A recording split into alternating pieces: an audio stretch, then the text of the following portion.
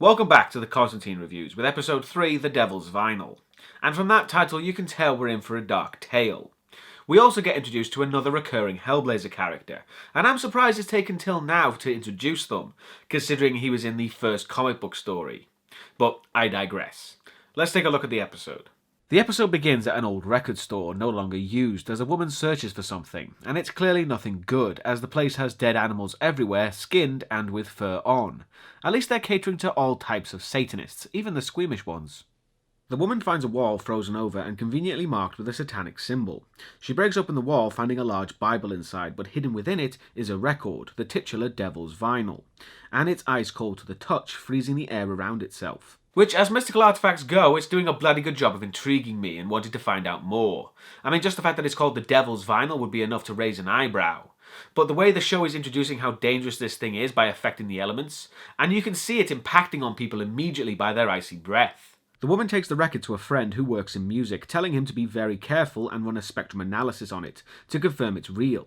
But under no circumstances is he to listen to the record. So when she goes into the other room to talk to her daughter, guess what? He listens to it.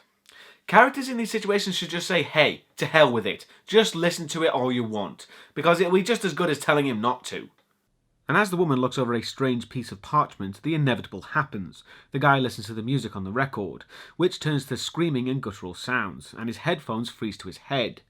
The guy pulls the headphones out so the sounds are blasted through the room, and he shouts, "Don't make me do it," referring to the screwdriver he stabs into his neck, killing himself, as the woman comes out of the room to scream, leading into the opening titles. It's probably a bit early to say this, but that was actually the best opening of the show so far. It was dark, mysterious, and it basically delivered everything the title promised. We then move to the mill, or the Constantine cave as I like to call it, as Zed has arrived, still determined to stick with John, which she might be regretting when she's greeted by a shotgun-wielding Chaz, since Constantine neglected to give Zed directions to the place. But her psychic drawings came in handy for finding it, so Chaz reluctantly let Zed into the mill, which I'm sure will be quite normal. Hear me, most unnameable of devourers! Swing me, la corre, ocali! Wow, didn't see that coming. That would be Constantine learning a new spell, and it's good that some of his spells aren't just an incantation and then something happens. No, they actually take a lot of work, preparation and skill too. While Constantine does his covered in blood dance, Chaz explains to Zed the properties of the mill, showing her an impossibly long corridor that even Constantine admits he's not ready to deal with. John cuts to the chase and talks about the blood marks on the map and how one corresponds with the record guy dying, who was John's friend, because he's dead, so of course he's a friend. Constantine gets Zed to use her abilities on the blood to see if she can gather clues from it, and when she does, she gets a strong smell of jasmine, appearing in a field that suddenly turns cold. I didn't mention this in the last episode, but Zed is actually a character from the comics, and although slightly different, her backstory is relatively the same, which will come up later in the series. And in the comics, she still had these psychic drawings things, but in the show, it's been expanded significantly to make her more useful. And she is starting to feel more than just Liv's replacement now, which she kind of was in the last episode. Constantine is off to investigate, but again, Zed is adamant that where he goes, she goes, which John's reluctant to go with, but he relents, not trusting her still. She showed up last week out of nowhere. She may be legit, or she may have more unseemly motives. Either way, I'm best keeping her close for now. See what you can dig up on her, will you? I like that our team, if you want to call it that, isn't thoroughly trusting. It shows that Constantine wants to work alone, and he's clever enough to investigate everything, including his allies. But it is satisfying to see that Zed is able to rein him in somewhat and take him down a peg when he needs it.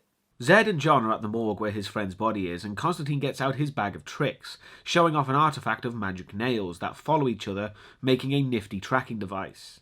John doesn't have anything to get through the door though, but Zed uses her unique pickpocketing skills on a worker for his ID card, allowing them inside. They get to the body, and John's clearly saddened by his friend's death, talking about when he was in his punk band, Mucous Membrane, and how his friend released his first album, which is some more good backstory. It also shows Constantine's not just a snarky cold bastard, as we see how saddened he is. But anyway, back to the magics. John pulls out a Hand of Glory, which is a severed hand of a hanged man pickled in amniotic fluid for 7 years, and it can raise the dead for as long as the candle fingers remain lit. Firstly, I love how dark that is. But also, a Hand of Glory is actually a real thing. It exists today. There's one in an English museum, in fact. It's a great attention to detail, because most things in the show have a real-life mythological counterpart. John gets Zed to circle the body with blood, and lighten the fingers while saying an incantation. It starts to do its work, but possibly a bit too well, as everybody in the building starts resurrecting. And it's a very dark scene, showing that magic isn't an exact science either, again illustrating its dangers. John asks the corpse who killed him, and he starts talking about a voice from the acetate, but the fingers quickly go out before anything more can be said. And in Hellblazer, every spell has its price, and John mentions this one cost him a few days of his own mortality, so it's a pretty big one. However, John's friend did say something else though, Moonrise, which Zed deduces means Moonrise Records, and they're off to speak to the owner. Back with the woman who still has the record with her, she's carefully hiding it in her own record collection, just as her daughter startles her and they see the record is freezing over the shelf, showing the untamed power the record has. At the hospital, Zed and John are there to see the studio's owner on his deathbed. Health and Human Services. Room 2022. That was a neat trick. It's not a trick. Magic. And not the Copperfield kind. The card's charmed. So hang on. Constantine has a headquarters that's bigger on the inside, and he has a playing card that can fool people. A psychic paper, if you will. Are they making Constantine into the Doctor from Doctor Who? Anyway, they go to the record owner's room to ask him some questions, inquiring about the acetate, with the guy hoping they didn't play it. And that's when he tells them the origin of the record. We see a flashback of when the guy was a young man working at the record studio, talking about a blues singer named Willie Cole, who supposedly sold his soul to Satan for his music career. And one night he was recording an album alone, but while he worked, the devil came to claim what was owed him, as we see a black liquid engulf the guy, killing him, but also the voice of Satan was recorded on the acetate. Which, if the mere accidental recording of Satan's voice can be so dangerous, it really gives you this feeling that Satan's one badass son of a bitch, and not to be messed with. Because the recording was a complete accident. Just think what he could do if he really... The guy tells John that a private investigator with the last name of Fell asked about the acetate. He then talks about an angel behind John, here to take him to his reward. Zed doesn't see anything, but as the old guy starts to flatline, time stops, and Constantine can see that Manny is blessing the guy. Driving from the hospital, Constantine says he knows someone named Fell that's linked to the record guy, and Ian Fell, who was a rival of Mucous Membrane, and another musician rumoured to have sold his soul for Satan for success. That's when Zed asks why Satan would even want our souls, and as John explains, we also see what the woman's daughter is doing. His soul is the purest expression of God's love. Every time the first takes a soul, he's exacting revenge. I do want to hear you. I do. So the record's got a kind of One Ring-like pull on people, it seems. But also, considering that we just finished the Prophecy series, you shouldn't be a stranger to Satan. And the explanation given here, that he takes souls for pure revenge, is a really good one. Because why else would he bother?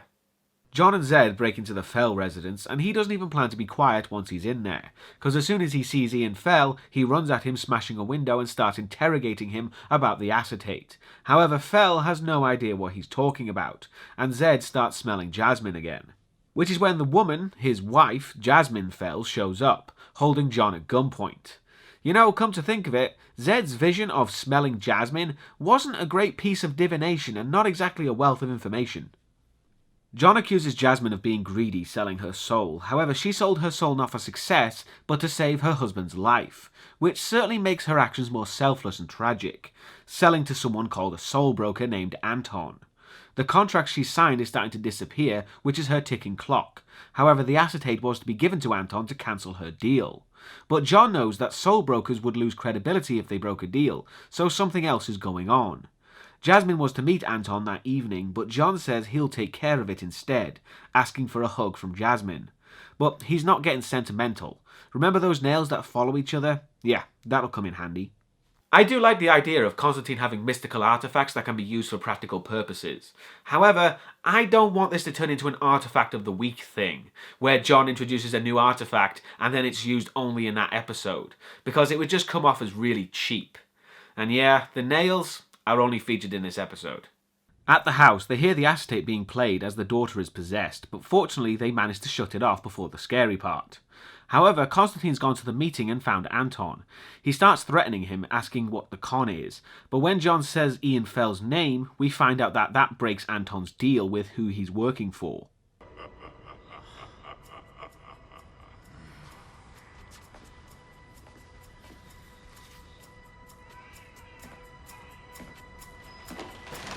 I should have known that you were behind this, Papa Midnight. I'm honestly surprised it took them this long to get Papa Midnight into the show, but I'm glad he's here. And he has quite the interesting and intricate backstory. However, I don't know as yet how much they're going to go into, so I'll just have to wait and see for that. Midnight thanks John for getting the acetate, and Michael James Shaw, the actor playing Midnight, really has gotten the character down. It's a really great portrayal, even down to the accent, with a great subtle air of menace. Name it and claim it. It's the basic building block of televangelism. There are promises out there waiting for us if we only had the courage to name them and claim them.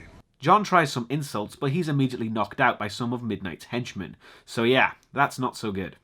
John's woken up by Midnight and he finds himself tied down. Midnight reveals to John he wants the acetate as an insurance policy against hell, and Constantine is then injected with an anticoagulant, because when his arm is sliced open by Midnight, it causes him to bleed out slowly but fatally. However, Midnight, always the gentleman, leaves a bottle of vitamin K that'll stop the bleeding. Constantine just needs to get to it. Back at the Fells' house, Zed's wondering where John is, calling Chaz to come and join them. However, as soon as she's off the phone, Midnight's thugs burst in, guns drawn, demanding the acetate, which Jasmine gives up immediately. And in the car, the thugs start touching the record, which quickly overpowers their minds, as they intend on making everyone hear it now. Back with Constantine, a homeless person appears whom he asks for help, but he's just interested in nicking his shoes. And then Manny conveniently shows up to gloat as well.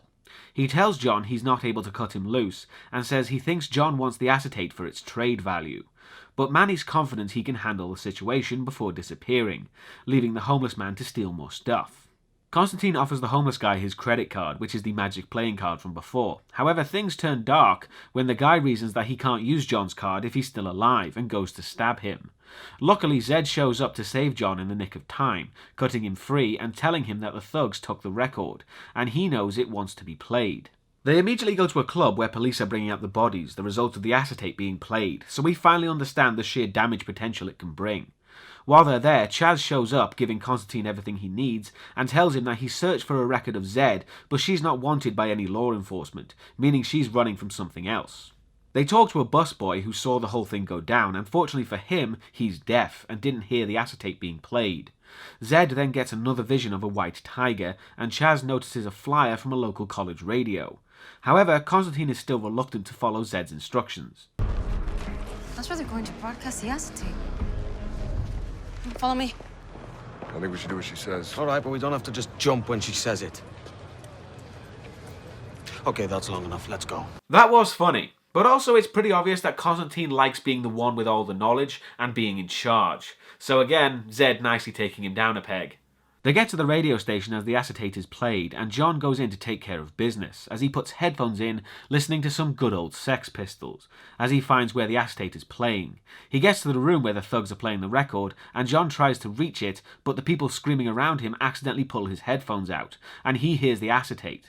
But luckily, Midnight comes in with a shotgun to take the speakers out, surprisingly saving Constantine, who then says an incantation causing the acetate to be sent back to hell, leaving a smouldering hole and a pissed off Midnight. To finish off what he's there to do, Constantine brings Anton to the Fells' house and makes him reverse the pact she signed. However, there's a catch, because the sickness she cured with the pact will come back. But her husband pretty much reasons that he might have a shot of surviving now, so it's a non-issue. And to cancel the contract, Anton is forced to literally eat it, and everything goes back to normal. And the episode ends with Midnight burning a voodoo doll of Constantine. So that was The Devil's Vinyl, and I know it's only the third episode, but this is definitely the best the show has to offer so far. It's a dark story with death and mystery, and I love all the different mystical artifacts that show up, which I seriously hope won't just be in this episode. And of course the character of Zed is definitely coming into her own, and being more than just a replacement. This episode is a great example of what the show can do on its own, but next week we'll see what happens when the show tries to recreate a story directly from the comics. And I don't want to show my hand too soon, but I'm pretty excited. So until then, I'll see you next time.